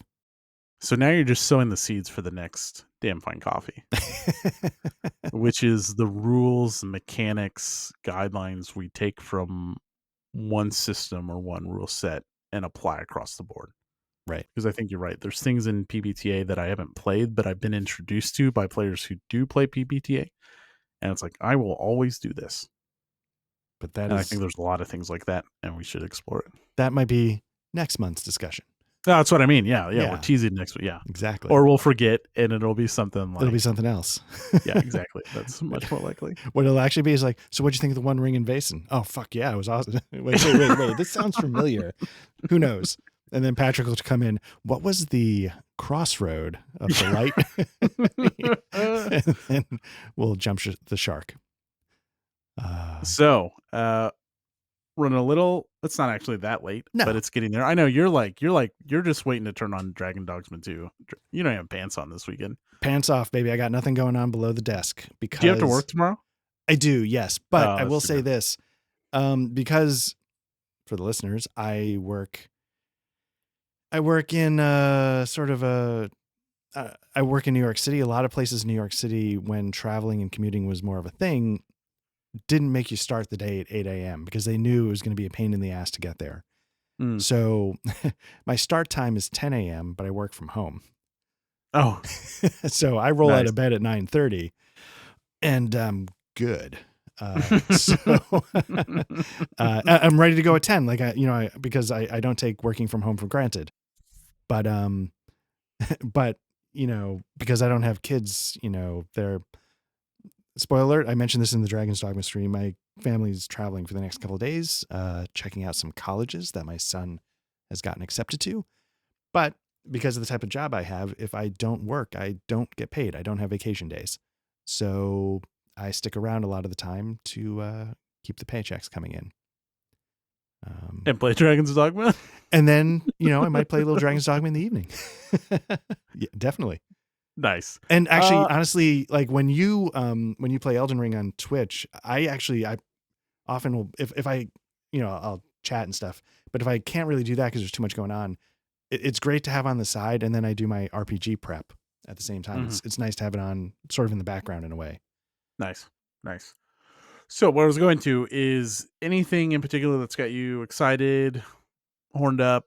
I know, sometimes we close on this note, but anything in the imminent future, anything new and exciting that's just like, whoa, this is going to be...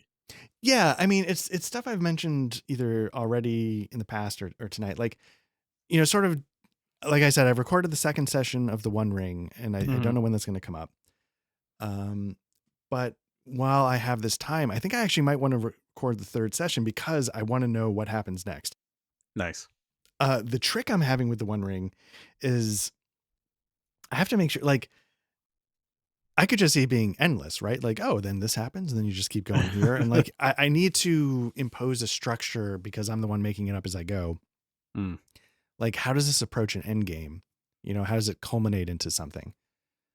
So That was I'm also kind of just real quick, that was Mhm. kind of one of my deals with my experience with the One Ring. Like, we have these deals and it's like, okay, we cleared out the Goblin Den and then we just go and get the next plot hook. Right. And so I'm sure One Ring First Edition had scenarios and campaigns and stuff like that. But it's a little bit of the problem with like a sandbox thing, Mhm. where if you don't start planting the seeds for an overarching story, then it just feels like, when does this end? When do we find the ring? I think we did find an artifact or something that was like somewhere we were going to look into before the game wrapped up. Yeah, I'm a very firm believer, and it was part of how all this originated, that with the type of people I play with at our stage in life, like, I want people to know, like, I'm thinking 7 sessions or so. Mm-hmm. And then whatever we're doing is going to come to an end and we can bail because we're all super busy. We all have things we want to run. We all have different things we want to play. And I appreciate the opportunity cost of a game, Mm-hmm. and what it means that you're not able to do. And I don't want to monopolize that. Fair. Yeah. But and then I've been doing some more, like, because I over prep. I've started getting a little further into the spy prep because I've sort of had this Yes. idea of, I was going one way, then I came back to Mithras, but then I started to realize like Mithras released a certain section of it under like an open license. And so now Mm. I'm trying to make sure everything I'm using conforms to that open license. And I'm just kind of curious, like, what would happen if it worked? And then it just sort of got bundled up and put out there to see if other people liked it. Oh, look out, world. Yeah. Now that's a lot of effort and I'm not Right. usually good at completing things. Oh yeah, I've been working on RPG for like 2.5 years. But yeah, Right, I right. even have the art, but it just got like, So that's what I've been recently doing. I was like, okay, let me strip this down to the open license parts because I don't need a ton of Mithras mm-hmm. to make it work, and see what happens. So I confess I'm kind of curious to see either how it works or how, like, it's like the old, Wright brothers videos where like the wings just come off immediately and then the thing just sort of so either way, I think it's going to be fun to watch, Nice. for me personally. How about Very you? good. I will not go into a lot of detail on it, but just World of Darkness Oh yeah, is yeah. so my wife and I are this weekend we talked a little bit about a new kind of Kansas City in our uh setup for Vampire the Masquerade, and we've done a little bit of that in Savannah, but it's just one-on-one role playing. So it's like, well, maybe we fire it back up and then you can decide if she might think she might have some friends she wants to invite into it. And we're like, oh, that'd be really fun. Anyways, who knows if that ever comes to fruition. But right now I'm back into that. And then I've already been, you and I talked off screen about Hunter the Reckoning. And I was talking to a guy at the local game store who's having a blast with Werewolf the Apocalypse. And Hmm. so World of Darkness is kind of this like, will I, won't I? I mean, Vampire Masquerade's fun. The new kind of like storyteller rule system for 5th edition stuff it's similar to um D6 free league D6 system, surprisingly, except you're using a D10. But I don't know, I like the idea. I don't know if I care about the meta plot shit and Okay. like all the lore. And that's why 5th edition works for me. Most people's complaints with fifth edition World of Darkness stuff is that it ignores or changes. It's like, that's not my World of Darkness, and it gets rid of a lot of the problematic stuff, or it changes something, or it ignores meta plot from 30 years ago or whatever. It's all boils down to that's not my World of Darkness. And so the reason 5th edition works for me is because I don't really care about that stuff, Right. but it's also so important to the game that like trying to pull out the things that matter for my wife in Vampire the Masquerade has been the biggest challenge, because there's just so much stuff Yeah. even in the core book. But anyways, just World of Darkness stuff in addition to every other million bajillion things we mentioned. That's really cool. Like, my wife is not into any of this at all. Um, Mm-hmm. so the person I'd be most likely to play a one-on-one role-playing game within the household is my daughter, Mm-hmm. who just turned 14.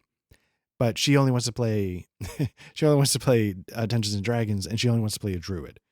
And I'm like, I'm her dad, so that's adorable. Even though she's she's gonna be driving a car in a couple of years, but I'm still like, that is adorable.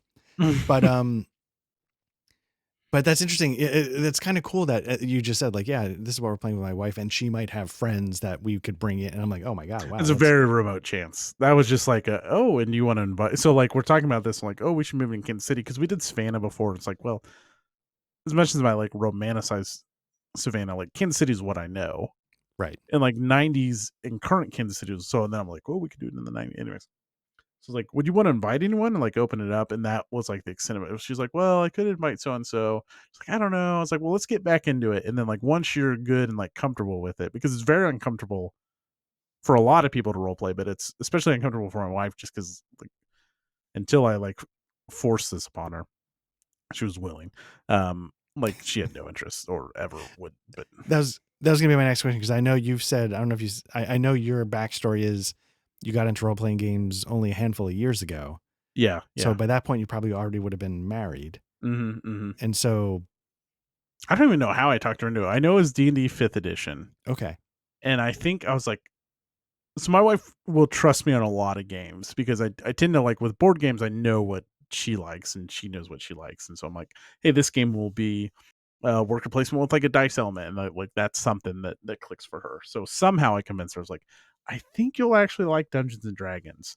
And it wasn't Lost Mine of Fandelver. It was the box it was the box after the Stranger Things box okay, that introduced I think it was the D&D Essentials box that introduced like NPCs to play along with one player. So I gave her an NPC. I did Fandelver, which I'd previously ran, so I knew it, and I gave her a donkey.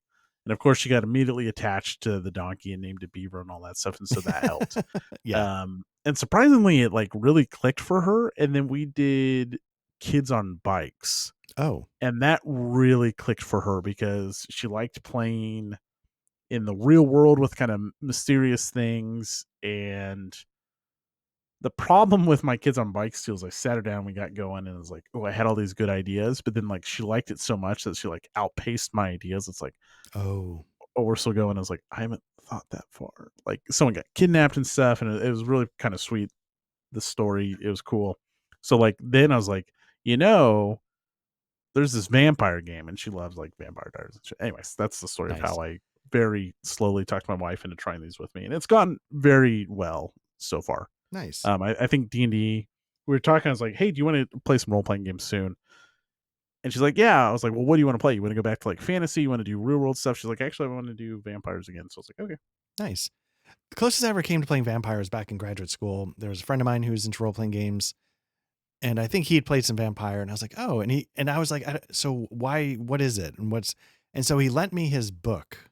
I believe this is how Mm-hmm. it went, and I read the book, and I was like, this is actually kind of, I could see this being a lot of fun. And then I played the CRPG Vampire the Masquerade, which is, I Mm-hmm. know, a little bit more action based, but I thought on some levels did a decent job adapting parts of it. And I was like, oh yeah, this is not a world I expected to be curious about, but having read the book and played this game, I'm like, yeah, I could see this being fun. But it is one that I think I mentioned I was intimidated by the One Ring in certain ways. Vampires always intimidated me because I feel like you got to bring it role playing wise, and that may or may not be the case, but it feels like that's what it needs. And I'm like, I'm not going to be the serious vampire, and if I'm not that, like, am I ruining it for everybody? I don't think. I mean, it depends on the group. But vampire of the ones I've messed around with seems to be the most demanding in that regard, just because what you're doing, right? Like you're involving yourself in vampire drama. Where like werewolf, you're Eviscerating. you're killing like you're an environmentalist basically in Werewolf the Apocalypse, if you didn't know. So like the joke was before like you're like furry Greenpeace or whatever. I don't even remember what the joke was. But like there's motive and drive for your character, and then you can go like blow up like go kill everyone at a corrupt energy company or something like that. Like you can go kill like Phelon Rusk who runs like dirty oil or something like that, you know? Right. So like then you can just do an action thing, and then Hunter the Reckoning, like you just do whatever you want. Like you're just hunting monsters, you know? Like Right. you Right. don't Where like vampires, like part of it is the interaction between these clans and the drama between the vampires and who pissed off who and who's sleeping with who and who turned who, and then there's also, I guess you could. That's been the challenge, is like trying to find it. Like, what does my wife want? And she wants to play Vampire Diaries. Well, at least you have a clear, this is what she Yeah, wants. yeah, right. So then that is like very then role playing heavy, because like, yeah, there's action scenes in Vampire Diaries, but it's not like they're like, not like robbing blood banks and stuff like that. Right. It's it's the other kind. Yeah, right. Yeah, Yeah. right. Very nice. Oh, that's very cool. She called me out today. She goes, I was like, well, we could go back to Savannah. And she's like, you're only saying that so you can do that voice again, which like, Hey, I got it in my pocket, baby, ready to go. So I have no idea what you could be referring to. oh man. Since we were talking about role playing in this podcast, we should have done voices for the whole part of that discussion. Oh, missed opportunity. Oh Now, well. do you prefer? I can't do voices at all, so my voice would be yeah, I do. Yeah. I say. Oh man. It's a blend between Vampire Bill and Foghorn Leghorn. I'm well aware. But Both classics. yeah. Nice. Oh man. Good. This was a lot of fun. Yeah, definitely. And hopefully it maybe provided some insight to our listeners who don't check out every actual play, which is like, how could you? I mean, there's so many things demanding our attention. So hopefully it just bundles it up in one little nice thing. You can see what we're up to, see what we think about the games. And maybe you're just one of those really mechanical people and you just want to know. You're like, I don't care what these guys role play about. I just want to know the mechanics. Well, here you go. Right. At least you know what we think about the game. Nice. All right. Do you want to bring it home? Do you want to? Sure. All right. That's take going to us do out? it for us, everyone. Make sure, we're on social, wherever, X and Blue Sky. There's a link down to our Discord. That's the best place to interact with us, down in the Discord, down in the show notes down below. Of course, if you're watching the video, don't forget we have an audio version of the show. If you're watching the audio, come see our beautiful role-playing faces on YouTube. I think that's going to do it. Nice. Very nice. Thanks again, Matt. And yeah, looking forward to talking again with you soon. Yep. All right. Good night, everyone.